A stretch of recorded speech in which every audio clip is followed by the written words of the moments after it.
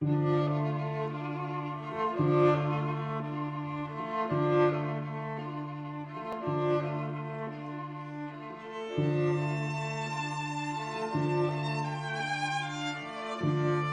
m'appelle Gilles Havard, je suis directeur de recherche au CNRS. J'appartiens au laboratoire Mondes Américains. Mon sujet de recherche, ce sont les relations entre les Européens et les Amérindiens en Amérique du Nord du XVIe au milieu du XIXe siècle. Ce qui m'a amené à cette recherche, c'est mon séjour au Québec, lorsque j'ai réalisé ma maîtrise d'histoire. L'Amérique du Nord m'a toujours fasciné, donc ça a été ma découverte de l'Amérique en quelque sorte. Et j'ai pu m'intéresser à l'histoire d'un traité de paix entre les Amérindiens et les Français qui a eu lieu à Montréal en 1701.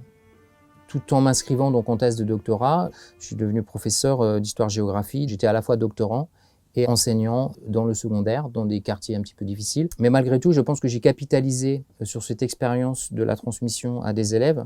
Dans la façon de concevoir mes propres articles ou mes propres livres, j'ai appris à comprendre la nécessité, de mon point de vue en tout cas, de proposer une histoire qui soit vivante et incarnée. C'est notamment ce que j'ai essayé de faire dans mon dernier livre, L'Amérique fantôme. Ça parle de parcours de personnages, donc on essaie de rentrer dans l'épaisseur de la vie de gens.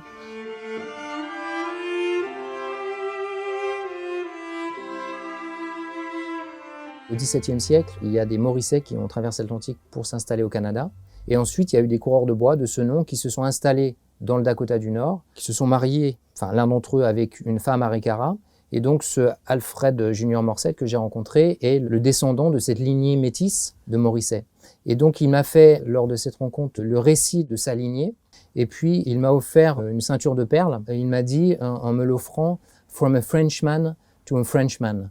Je pense qu'il n'y avait pas de malice ou d'humour particulier dans ce qu'il disait, que c'était vraiment sincère et que lui-même avait conscience de ses origines françaises et se plaisait à les valoriser.